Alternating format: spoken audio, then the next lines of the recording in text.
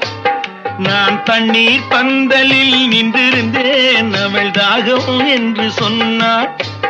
நான் தன்னன் தனியாய் நின்றிருந்தேன், அவள் மோகம் என்று சொன்னாள். நான் தன்ன